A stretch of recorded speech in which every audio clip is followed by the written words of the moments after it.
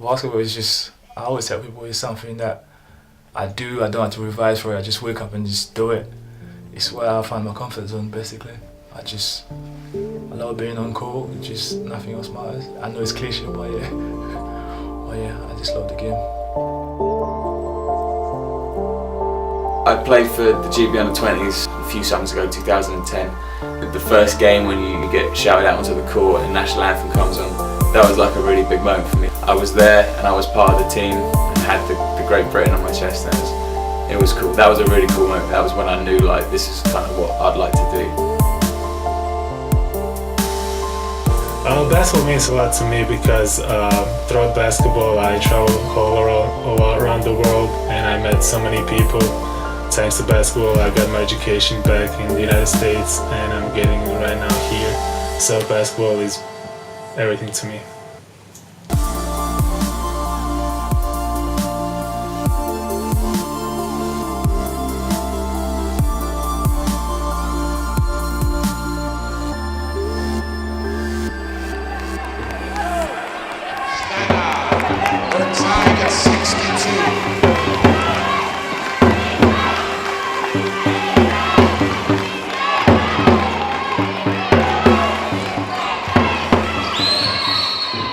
Whistle on the play, foul called on champion League foul. My name is Amon Anivo.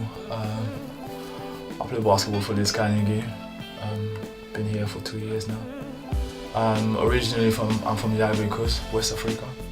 This is where I was born, this is where I grew up. Everyone's always happy, even though they haven't got money, but they're always smiling.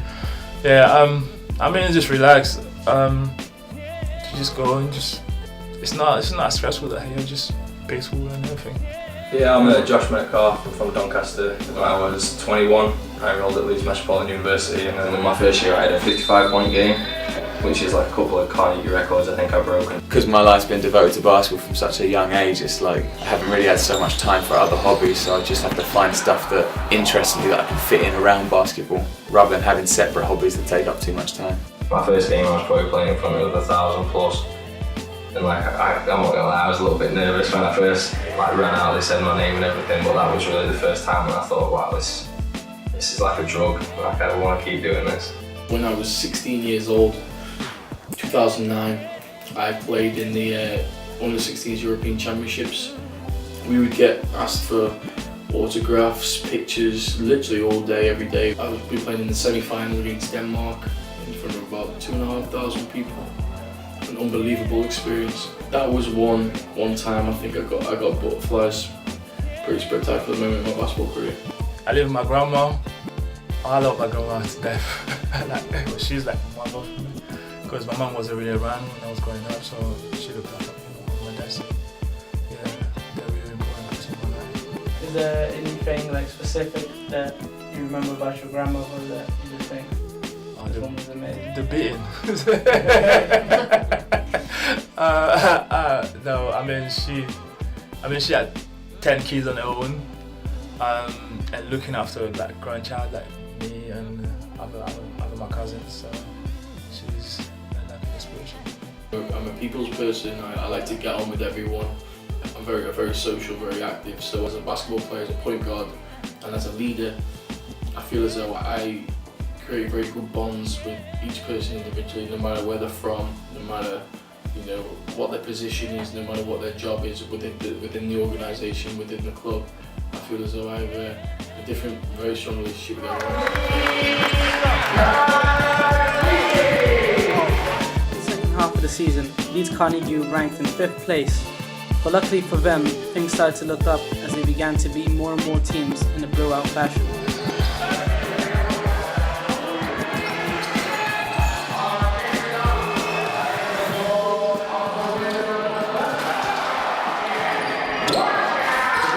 Teamwork and great chemistry under the leadership of Matt Newby, the team has always risen to the challenge against tough opponents.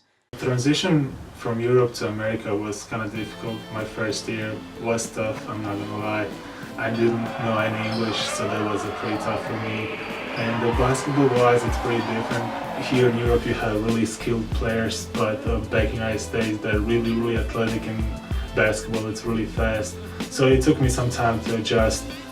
Family players, they're my family, my second family. I mean, it will sound sad, but I haven't got a lot of friends in Leeds apart from those guys. I just spend most of my time with them. So yeah, they're like family to me. Yeah. Armand's like everything you'd want in a leader, in the fact that when it comes to a game, he's at war. You're going to go in with Armand, and Armand is going to battle for 40 minutes. He's going to dive on loose balls. Like, he's just a really great leader. He's everything you want in a teammate. I think I'm the energizer. I just provide the energy, just especially when I'm on court. I play with so much energy, so I just tend to feed. Like, they tend to feed off me, kind of thing. Sammy always say that. Sammy's one of the coaches. He always say that this team is my team and me and Jack's team.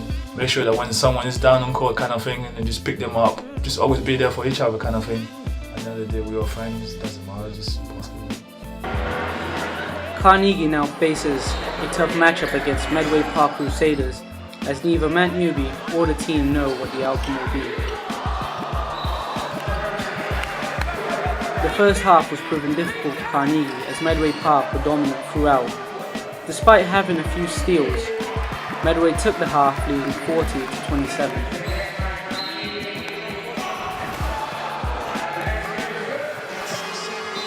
Gents, what troubles me is there's only two guys that are showing the urgency on their individual matchup. Last week the performance was up here. Right now, you've got a 10-point split, and in reality, it's out of 10, we're at 5, maybe. Defensively, probably at 3. Alright, and this game ain't fucking done. Alright? Go back out, everybody's to the fucking half court, get switched on again. Alright, let's go. Defense on 3. A little reminder. 1, 2, 3, defense!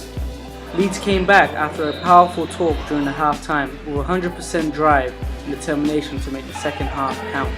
Even with Medway bringing the gap up to just 9 points with 2 minutes to go in the quarter, Carnegie was taking no chances and scored a massive 16 points, taking the score into its final period, ending the game at 78-67. We've got a lot of kind of aggressive people, I call them, on our team. They're all great guys, but there's a few short fusers. Daryl's one of my favourite people in the world. Daryl is the one that everyone gets on, like, because he's such an emotional guy. Just little thing that you say to him, he gets so upset. A lot of people say opposites attract, in terms of I'm a very laid back guy, and Daryl's a little bit more upbeat, but we I guess we're like two peas in a pod, two guys that get on very well off the court, and we bring that together on the court. But he's the most emotional guy, but sometimes he overreacts and it's hilarious. Everyone loves to wind him up. Just one of those people, just funny, just you can say a little thing and then we just switch, start flipping, just swearing and everything. But he's so like aggressive and angry. When it comes to training, they will just hide his phone. So we just look for his phone. Instead of training, we just stay there, just looking for his phone for hours and hours. And then after training, they will give his phone. He's a bit upset, swearing and everything. So that's what. He's the most interesting personality to deal with because of how quick his switch is. The good thing about our team is that everyone's so passionate about basketball. Everyone cares so much.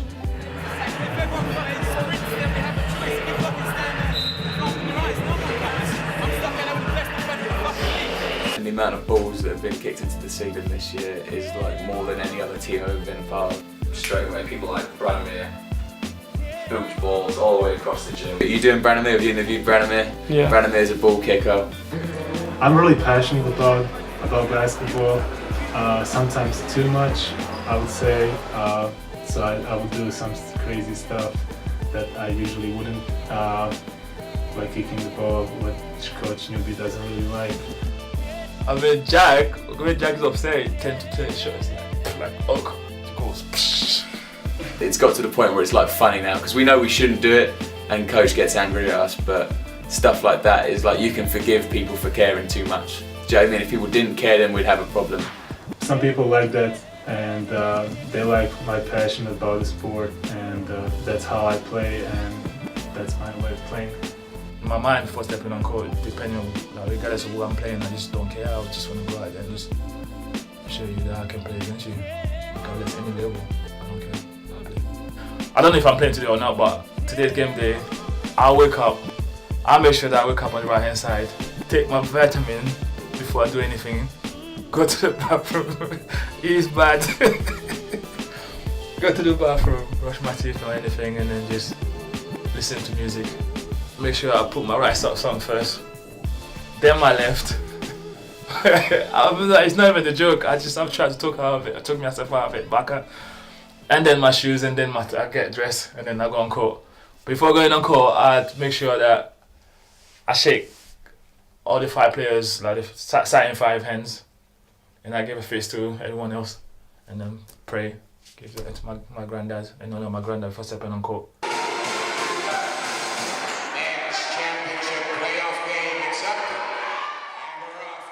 Leeds Carnegie made it to the playoff finals to play against the Reading Rockets, who had previously beat them twice throughout the season. It was definitely going to be a tough game for Carnegie.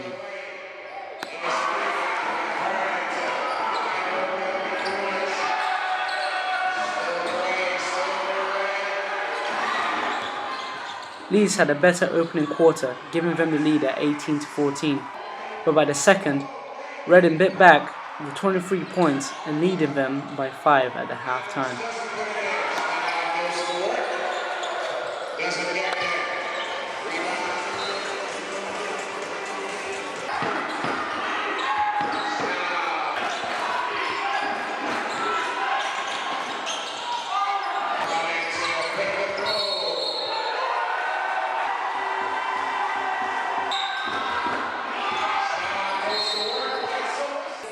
The battle continued into the third quarter, with Leeds fighting their way back into the game and were able to tie the game by the end of the third.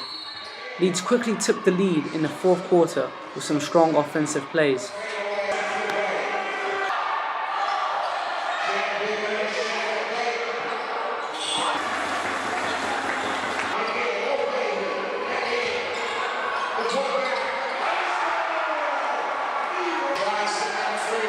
Leeds used the last timeout to stop the Rockets' momentum and quickly came back with some stops and clutch free throws from their captain, Jack Stannard.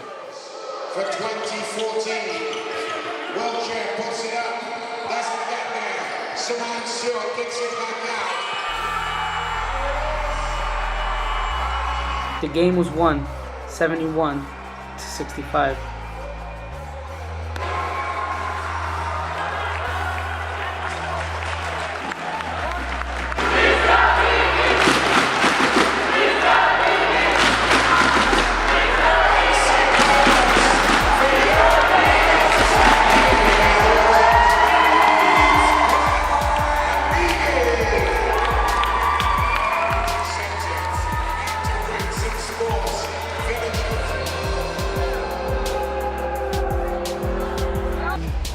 We went through a lot of adversity in the beginning of the season, so finishing like that on the high is really good, especially when we're not going to be in the D1 next season.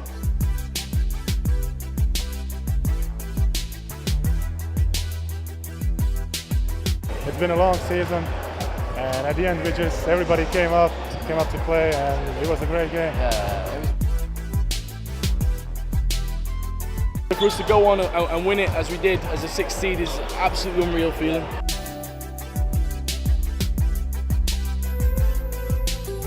We're all elated. It's great for us. It's like our whole year has just materialised into this great moment for us.